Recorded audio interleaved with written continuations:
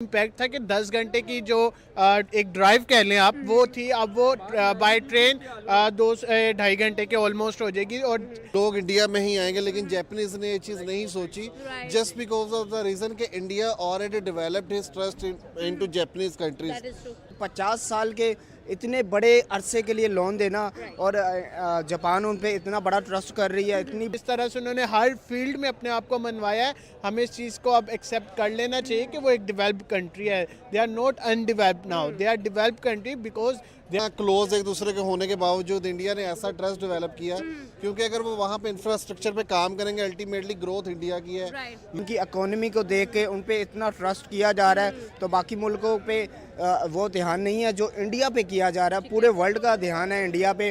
और are doing the business with Japan, America and other countries. So I think they are the best.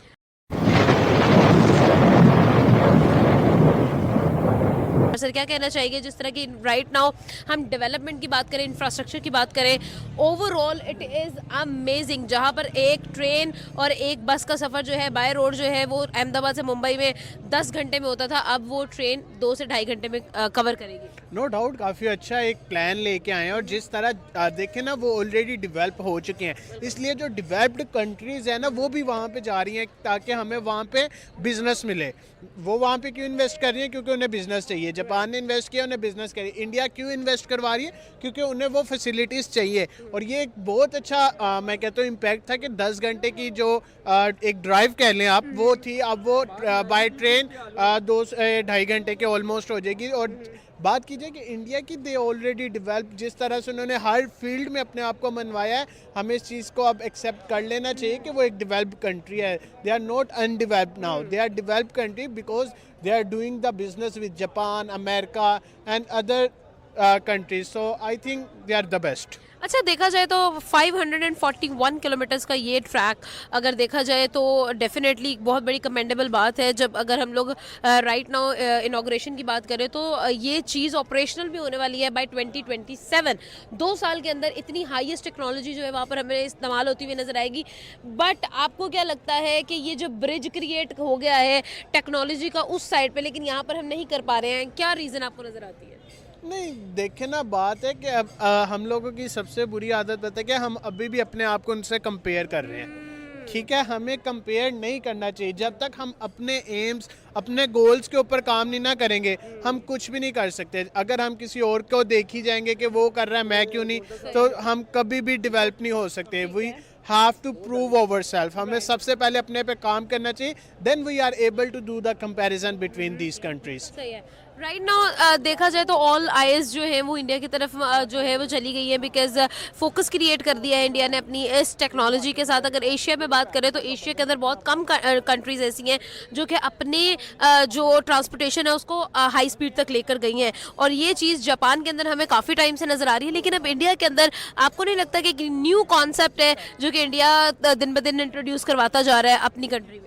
नहीं, definitely से बात है, वो अपने आप को इनकरेज करी जा रहे हैं। डे बाय डे एक नया से नया जो प्रोजेक्ट नज़र आते हैं इंडिया की तरफ से कि वो बेसिकली ना वो इस टाइम अपने इंफ्रास्ट्रक्चर पे बहुत काम कर रहे हैं। बिकॉज डेफिनेटली जब आपके जो एरियाज़ होंगे उसमें ट्रैफिक्स और इन चीज़ को वो कम करेंगे और उनको बहुत प्रॉफिट। अब ये जो क्या नाम है, उन्होंने ट्रेन स्टार्ट किए, इसमें मेरे ख्याल से लाखों की तादाद में लोग काम करेंगे।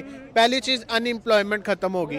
ठीक है, अनएम्प्लॉयमेंट ख़त्म होगी तो जो चोरी चिकारी सब कुछ ख़त्म होगा। लोगों के पास रोज़गार होगा तो कौन पागल है जो कहीं मांगने जाएगा या कुछ भी करेगा। तो सबसे बढ़िया, अगर लाख लोग भी काम करते हैं तो 1 लाख लोगों को एकदम से रोज़गार देना, ये बहुत ह्यूज माइंडसेट की गेम है। तो डेफिनेटली इसी बात से वो माने जा रहे हैं कि वो अपने आप को इस कदर डेवलप कर रहे हैं कि वो अपने जो मेन कंट्रीज है ना, जापान, अमेरिका, उनके साथ अपने आप को अब कंपेयर कर रहे हैं। अब वो एशियन में ना एशिया क्रिकेट्स कह रहा हूँ, एशिया के अंदर वो अपने आप को बहुत ऊपर ले चुके हैं। अच्छा, एक और चीज़ भी तो है ना, ट्रस्ट डेवलपमेंट की भी बात है। अगर देखा जाए तो 88,000 करोड़ की इन्वेस्टमेंट, अगर हम लोग ये इंडियन रुपीज़ की मैं बात कर रही हूँ, अगर हम लोग इसको पाकिस्तान में करें तो 3 टाइम्स मोर।